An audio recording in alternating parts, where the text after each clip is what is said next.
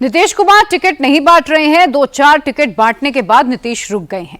लालू यादव भी टिकट नहीं बांट रहे। कल लालू ने जो टिकट बांटे थे उनको तेजस्वी ने वापस मांग लिया है। राहुल गांधी भी टिकट नहीं बांट रहे। वो शाम से ही दिल्ली में मीटिंग कर रहे हैं। पटना में टेंशन जबरदस्त है, कुछ भी हो सकता है। चिराग पासवान की सीटें क्लियर हैं, लेकिन वो भी टिकट नहीं बांट रहे।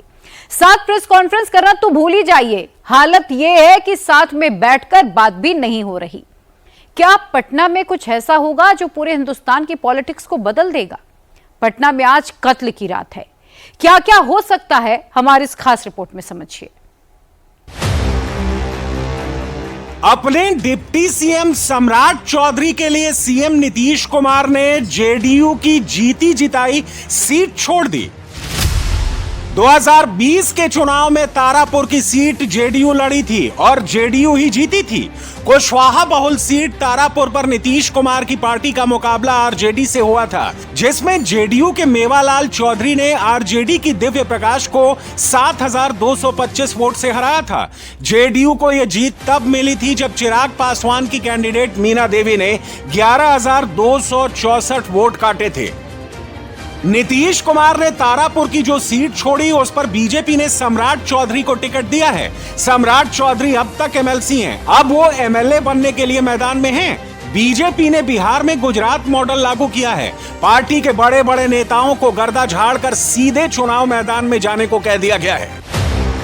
सम्राट चौधरी तारापुर से, विजय सिन्हा लखीसराय से, तारा किशोर प्रसाद कटिहार से, रेणु देवी बेतिया से, प्रेम कुमार गया टाउन से, मंगल पांडे सीवान से, कृष्ण कुमार ऋषि बनमनखी से, राम नारायण मंडल बांका से, नितिन नबीन बांकीपुर से, राम कृपाल यादव दानापुर से। बीजेपी ने पहली लिस्ट में 71 कैंडिडेट को टिकट बांटे। इसमें पहले फेज की सीटों के 35 कैंडिडेट और दूसरे फेज की सीटों के लिए 36 कैंडिडेट का ऐलान किया गया है। चारों तरफ विपक्ष धाराशाही होता जा रहा है। विपक्ष का टायर पंचर हो गया है। विपक्ष के टायर का हवा निकल गया है, क्योंकि हमने ईमानदारी से, पारदर्शिता के साथ गठबंधन धर्म भी निभाया है। सब लोगों ने ठाना है कि फिर से एनडीए का सरकार लाना है। बीजेपी ने 53 सीटों पर कैंडिडेट रिपीट किए। 18 सीटों पर बीजेपी ने नए कैंडिडेट दिए। बीजेपी के 9 सिटिंग एमएलए के टिकट कट गए। 5 सीटों पर रनर अप कैंडिडेट को रिपीट किया गया और विक्रम की एक सीट पर कांग्रेस की सिटिंग एमएलए सिद्धार्थ गौरव को भी टिकट मिला।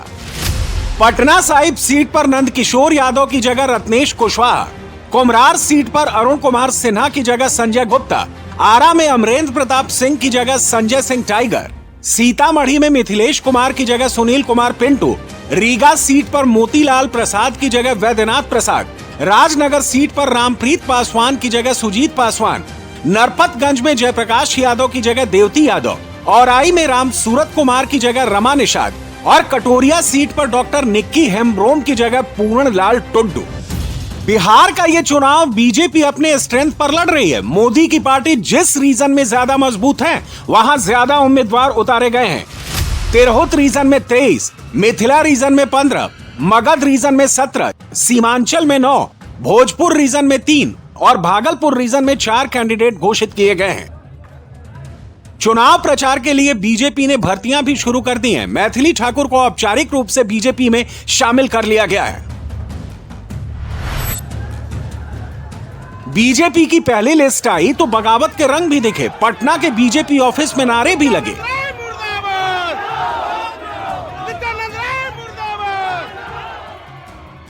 जिन लोगों का टिकट कटा, जिनको उम्मीदें थी, वो यहाँ पर नारेबाजी कर रहे हैं। पटना के बीजेपी दफ्तर की ये तस्वीर है और यहाँ पर आप देखिए दफ्तर के अंदर ऐसे समर्थक हैं जिनका टिकट कटा है।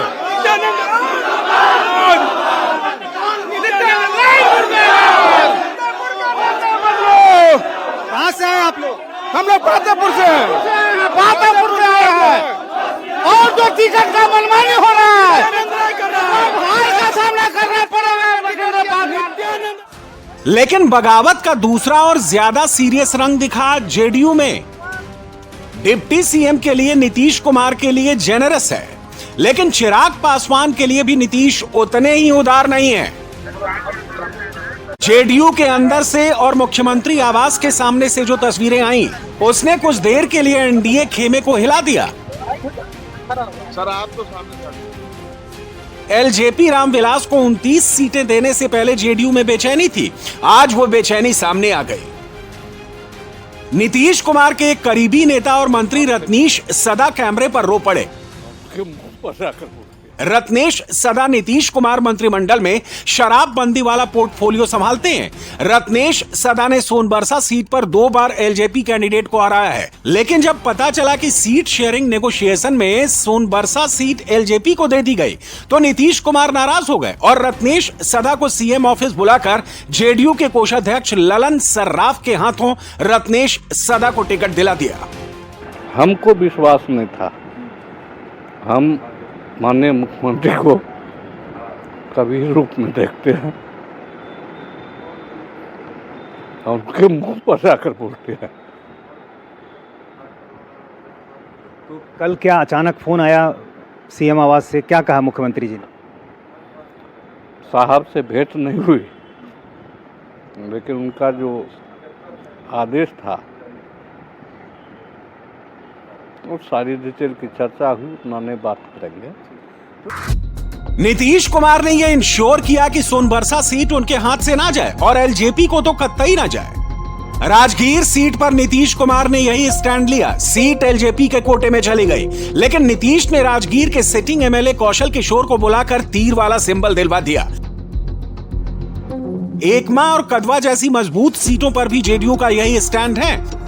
एनडीए की सीट शेयरिंग में जेडीयू कोटे की 12 सीटें एलजेपी को जा रही हैं। टिकट कटने के डर से गोपालपुर के सिटिंग एमएलए गोपाल मंडल तो नीतीश कुमार के घर के बाहर धरने पर बैठ गए।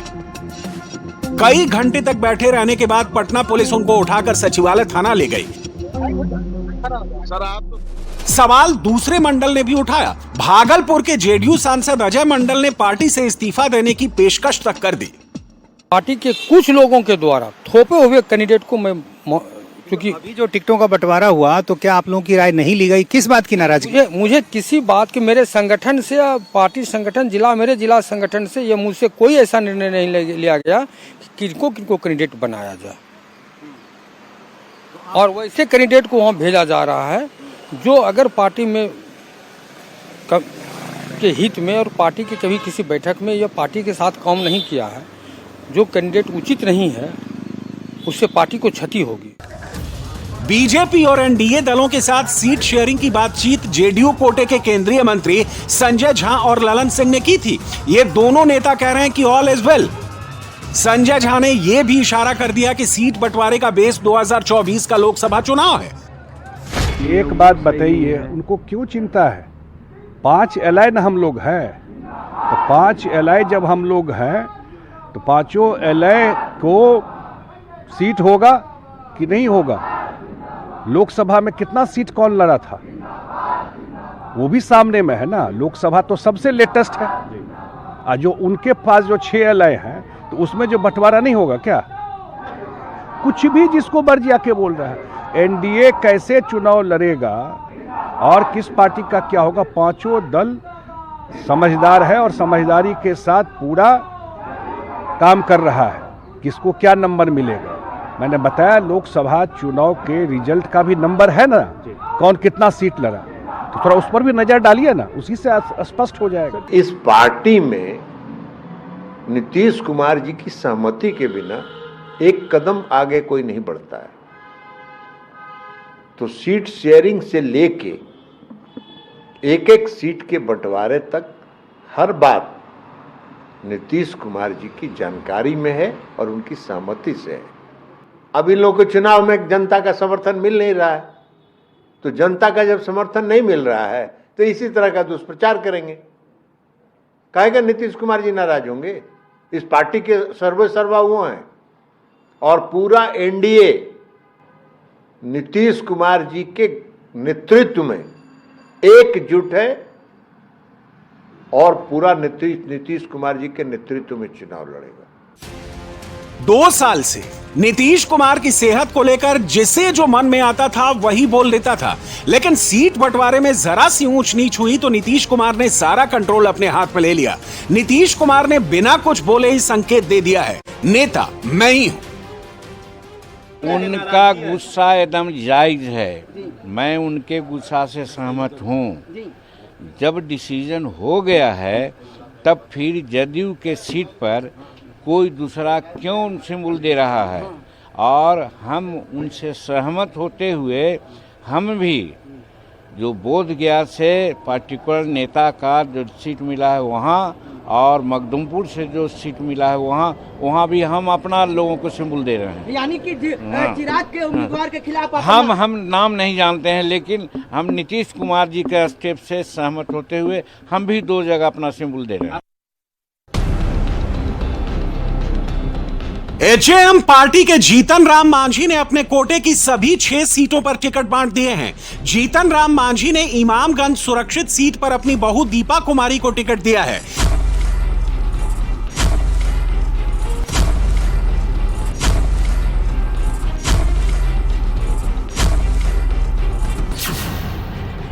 इमामगंज से दीपा कुमारी, बारावट्टी से ज्योति देवी, कुटुंबा से ललन राम, टिकारी से अनिल कुमार, अतरी से रोमित कुमार और सिकंदरा से प्रफुल्ल मांझी। जीतन राम मांझी को जो 6 सीटें मिली हैं उनमें 4 दलित सुरक्षित सीटें हैं।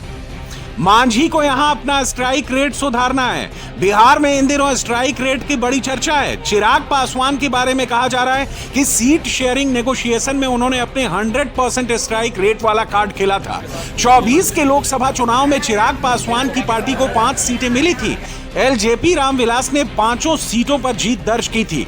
नीतीश और मांझी के अलावा भी बिहार में एनडीए के कई नेता इस स्ट्राइक रेट वाले दावे से खुश नहीं है। स्ट्राइक रेट 2010 में मैंने देखा है, जदयू और बीजेपी चुनाव लड़ रहा था। 141 सीट पर नीतीश कुमार लड़े थे और 102 सीट पर भारतीय जनता पार्टी लड़ा था। बीजेपी का था 91, 89 था नीतीश कुमार। दोनों को मिला दे तो 85-86% का स्ट्राइक रेट था पूरे बिहार के सीटों को। 5 सीट 10 सीट पर स्ट्राइक रेट नहीं देखा जाता। 5 में जब 5 जीत जाए तो 100% स्ट्राइक रेट कहने का अधिकार तो उनको मिल ही जाता है। अब भाई कौन जीतता है कौन हारता है उससे मुझे मतलब नहीं है।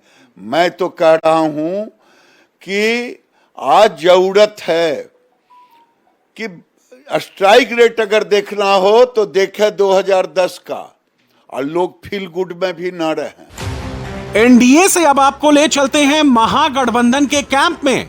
फर्स्ट फेज के नॉमिनेशन में अंतिम 3 दिन बचे हैं, तब कांग्रेस की केंद्रीय चुनाव समिति ने पहली बार मीटिंग शुरू की। सोनिया गांधी, राहुल गांधी या प्रियंका गांधी वाड्रा ने तेजस्वी यादव से मीटिंग भी नहीं की। महागठबंधन में सीट बंटवारे का कोई फार्मूला अभी तक घोषित नहीं हुआ है। लालू यादव ने महागठबंधन में सीट शेयरिंग का फार्मूला फाइनल किए बिना टिकट बांटने शुरू कर दिए।